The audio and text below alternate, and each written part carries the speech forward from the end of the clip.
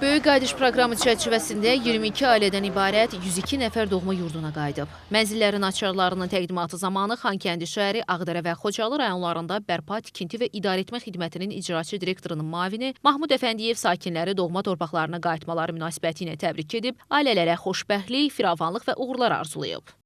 Böyük qayıdış dövlət proqramı çərçivəsində bugün Xankəndinə növbəti köç həyata keçirilir. Belə ki, 102 nəfərdən 22 ailədən ibarət olmaqla keçmiş məcburi köçkünlər öz dədə-baba torpaqlarına qayıdırlar.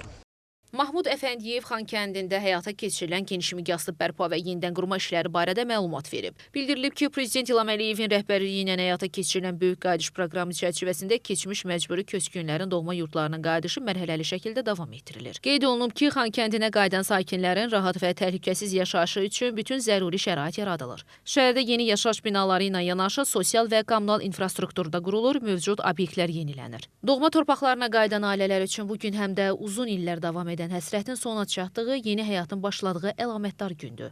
Yeni mənzillərinin açarlarını alan sakinlər bundan sonra həyatlarını doğma Xankəndində davam etdirəcəklər.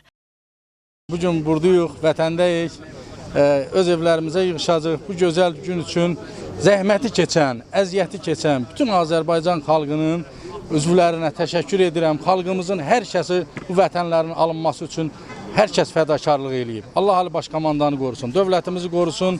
Şükür, biz Xankəndilər də hər kəsin qulluğundayıq. Allah vətənimizi var eləsin. Gəldik Qarabağa. Şükür ki, qaçqınçılıq üstümüzdən götürüldü. Qaçqınlıq adı üstümüzdən götürüldü, oğul. Dünkü günə şükür, şəhidlərimizə Allah can sağlığı verirəm qalanları. Çox sevindik, sevincimiz həddli yoxdur.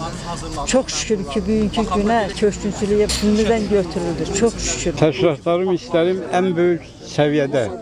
Allah bunun köməyində dursun. Bizi bu şəraiti yaradanlara Allah kömək olsun. Hayır, nə deyə bilərəm? Allah köməyiniz olsun. Sağ olun. Çox gözəl hisslər keçirəm. Bugünkü günə mən o qədər sevinirəm.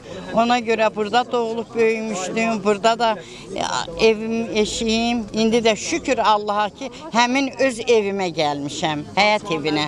Çox belə sevincliyəm, çox belə sevinirəm. Minnətdaram, prezidentimizdən minnətdaram. Xankəndiyə hər yeni köç tarixi qayıdış prosesinin növbəti mərhələsini nümayiş etdirir.